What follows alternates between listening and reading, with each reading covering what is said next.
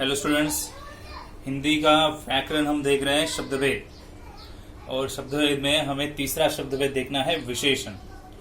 तो विशेषण किसे बोलेंगे हम? संज्ञा सर्वनाम की विशेषता बताने वाला शब्द विशेषण कहलाएगा। ठीक है, तो विशेषण के भेद हम जानेंगे। तो विशेषण क्या है हमें पता चलेंगे। चलो देखते हैं। सबसे पहला विशेषण का भेद है गुणवाचक विशेषण। संज्ञा सर्वनाम के गुण, दोष, रंग, रूप, आकार का बोध अगर कोई शब्द देता है तो शब्द होगा गुणवाचक विशेषण। ये विशेष इंफॉर्मेशन देने वाला शब्द होगा। विशेष इंफॉर्मेशन किसकी? तो संज्ञा या फिर सर्वनाम की विशेष इंफॉर्मेशन देगा कि उसका गुण कैसा है, दोष कैसा है, रंग कैसा है, रूप कैसा है, आकार कैसा है। तो गुणवाचक विशेषण होगा।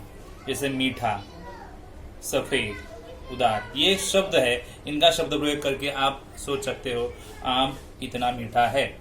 तो मीठा ये शब्द आम को दर्शाने के लिए आया, तो आम ये संज्ञा हो गया, बराबर। तो संज्ञा या सर्वनाम का गुण, दोष, रंग, रूप इनका बोध दर्शाने वाला शब्द गुणवाचक विशेषण होगा। जैसे कि मैंने कुछ यहाँ पे एग्जांपल्स लिखे हैं। दूसरा विशेषण का भेद है संख्यावाचक विशेषण। संख्यावाचक विशेषण संज्ञा या सर्वनाम के संख्या का बोध होगा। संज्ञा कितनी है, सर्वनाम कितने हैं, इसका बोध अगर हो रहा है तो संख्यावाचक विशेषण हो जाएगा। कई, चार दिन बोलेंगे तो कुछ, ढाई, ऐसे कुछ वर्ड्स वहां पे यूज हुए रहेंगे जो संज्ञा और सर्वनाम के संख्या का बोध दर्शाते हैं, तो उसे हम कहेंगे संख्यावाचक विशेषण। तीसरा भेद है परिमाणवाचक विशेषण। परिमाण से आप सोच सकते हो वो नाप या तोल यानी मेजरमेंट किया रहेगा। संज्ञा सर्वनाम का नाप तोल कैसा करेंगे ये बताया रहेगा। वो कितने अधिक है, 3 किलोमीटर जाना पड़ेगा, बहुत, काफी, ऐसे कुछ शब्द है यहाँ पे जिससे हमें पता चलता है कि संज्ञा या सर्वनाम का मेजरमेंट क्या होगा, नाप क्या होगा, तोल क्या होगा। तो ये परिमाणवाचक विशेषण हो जाएंगे जिससे आपको पता चलेगा कि वो कितने हैं या फिर उनका मेजरमेंट कैसा है। ठीक है, आगे है चौथा भेद विशेषण का, जो है सार्वनामी या फिर संकेतवाचक विशेषण। किसी संकेत के द्वारा किसी का बोध यानी सर्वनाम का या फिर संज्ञा का बोध होता है तो वो संकेतवाचक विशेषण होगा। जैसे ये लोग, तो लोग यहाँ पे संज्ञा है, बट उनको दर्शाने के लिए यहाँ पे संकेत आया ये लोग। इस देश से संज्ञा है, बट उसे दर्शाने के लिए वर्ड है यहाँ पे इस। लड़का, वह, तो वह लड़का। तो संकेत द्वारा किसी का बोध हो रहा है, तो ऐसे शब्द अगर आएंगे तो सार्वनामी संकेतवाचक विशेषण होंगे। तो विशेषण के 4 भेद, और विशेषण क्या होगा ये हमने देखा। तो विशेषण यानी एक विशेष शब्द होगा जो संज्ञा और सर्वनाम की विशेषता बताएगा। ठीक है, अभी हम चौथा शब्दभेद देखेंगे। तो स्टूडेंट्स, अगला शब्दभेद है क्रिया। तो क्रिया क्या होता है? जिन शब्दों से किसी काम का करना या होना सूचित होता है उसे क्रिया कहते हैं। मतलब जिससे काम हुआ है, काम होगा, ऐसे पता चलेगा। मतलब एक तरह का एक्शन आपको पता चलेगा, वो होगा क्रिया। ठीक है, जैसे कि आपके लिए मैंने यहाँ पे एग्जांपल लिया है सेंटेंस में, बच्चे रेत का घर बनाने में जुट गए। तो यहाँ पे क्रिया क्या आएगी, काम क्या आएगा, जुट गए, ये, तो ये क्रिया होगी। सामने से एक कार आ रही थी, तो आ रही थी ये भी एक क्रिया है।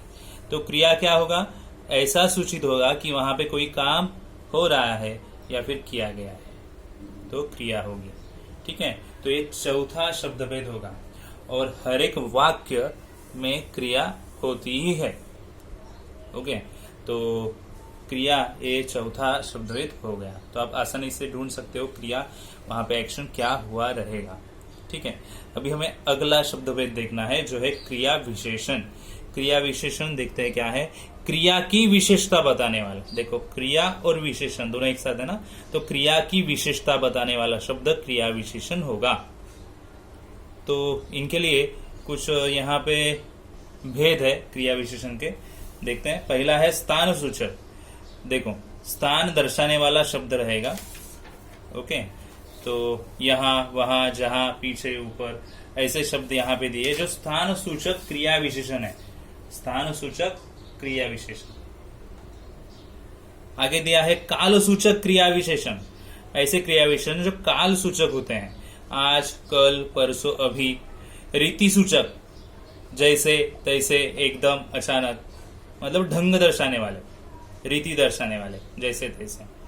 परिणाम सूचक, परिमाण सूचक, बहुत, अधिक, बड़ा, भारी, परिमाण। तो सर इसके पहले भी देखा हमने परिमाण, यानी मेजरमेंट्स वहां पे यूज हो रहेंगे। तो ये होगा क्रिया विशेषण के कुछ भेद। कितने भेद? 4 भेद। स्थान सूचक क्रिया विशेषण, काल सूचक क्रिया विशेषण, रीति सूचक क्रिया विशेषण, परिमाण सूचक क्रिया विशेषण। ठीक है। अभी अगला शब्द भेद है समुच्चय बोधक अव्यय। 2 शब्द और 2 वाक्यों को जोड़ने वाला शब्द रहेगा समुच्चय बोधक अव्यय। तो ऐसे कौन से शब्द है जो 2 शब्दों को जोड़ने के लिए यूज होंगे? ऐसे कौन से शब्द है जो 2 वाक्यों को जोड़ने के लिए यूज किए जाएंगे? तो यहाँ पे कुछ एग्जांपल्स दिए, और, पर, परंतु, किंतु, ताकि, बल्कि, क्योंकि, तथापि, लेकिन, मगर, एवं, या। तो ये कुछ शब्द है। तो ये ऐसे शब्द 2 वाक्यों को, 2 शब्दों को जोड़ने के लिए यूज किए जाते हैं। तो इनको क्या कहा जाएगा? समुच्चय बोधक अव्यय। अभी संबंध सूचक अव्यय अगला शब्द भेद है। आगे, पीछे, ऊपर, नीचे, सामने, पहले, ऐसे शब्द दिए रहेंगे। संबंध सूचक अव्यय का मतलब क्या होगा? किसी संज्ञा का या सर्वनाम का उनके पीछे ये शब्द आते हैं, संज्ञा के बाद, सर्वनाम के बाद ऐसे शब्द आते हैं और उनका संबंध दर्शाते हैं किसी वाक्य के आगे का जो भी शब्द रहेगा उसके साथ। जैसे एग्जाम्पल अगर हमने लिया यहाँ पे, आपने मेरे साथ दगा किया, तो यहाँ पे साथ ऐसा शब्द आया। आपने, ये आया सर्वनाम, बराबर। साथ ये आया उनके बाद में। जो भी संबंध दर्शाया गया है वो दगा किया यानी क्रिया के साथ या कि अगले शब्दों के साथ संबंध दर्शाया है।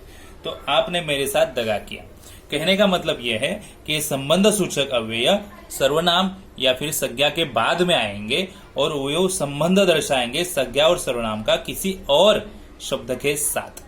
तो आगे, पीछे, ऊपर, नीचे, सामने, पहले, यहाँ पे ऐसे कुछ शब्द मैंने लिखे हैं। और भी कई शब्द हो सकते हैं यहाँ पे, उनमें से कुछ शब्द मैंने यहाँ पे लिखे हैं। संबंध सूचक अव्यय क्या होगा ये समझ लीजिए। विस्मयादि बोधक अव्यय, ये ऐसा अव्यय है जिससे पता चलेगा, ऐसा शब्द रहेगा जिससे पता चलेगा कोई ना कोई विस्मय करने वाली बात। जैसे हर्ष हो सकता है, शोक हो सकती है, घृणा भी हो सकती है, इनका बोध होगा। ऐसे शब्द जिनमें ये भाव दर्शाए जाएंगे वो होंगे विस्मयादि बोधक अव्यय। जैसे यहाँ पे एग्जांपल लिया है, हाय तुम्हें क्या हो गया है। तो देखो यहाँ पे हाय ये शब्द आया और फिर यहाँ पे विस्मयादि जो चिन्ह होता है यहाँ पे दिया है। ओके, विस्मयादि बोधक का चिन्ह जो है यहाँ पे दिया है, आश्चर्य चिन्ह जिसे कहते हैं, यहाँ पे दिया है। तो इससे पता चलता है कि ये विस्मयादि बोधक अव्यय है। ऐसे कोई शब्द, कौन कौन से शब्द आते हैं? तो वाह, आ, ओ, शाबाश, अरे, हाँ, और भी कई शब्द आ सकते हैं। तो इनमें से कुछ मैंने यहाँ पे लिखे हैं। नॉर्मली अगर आप देखेंगे तो विस्मयादि बोधक अव्यय का जो भी शब्द रहेगा वाक्य के शुरुआत में ही आता है और उसके पीछे, उस शब्द के पीछे आपको ये आश्चर्य चिन्ह जरूर दिखाई देगा। तो यहाँ पे 8 शब्द भेद जो होंगे इनकी जानकारी हमने ली है। आई होप आपको सब शब्द भेद समझ में आए रहेंगे। ठीक है, तो फिर स्टूडेंट्स हम मिलेंगे अभी नए वीडियो में। तब तक के लिए गुड बाय, टेक केयर।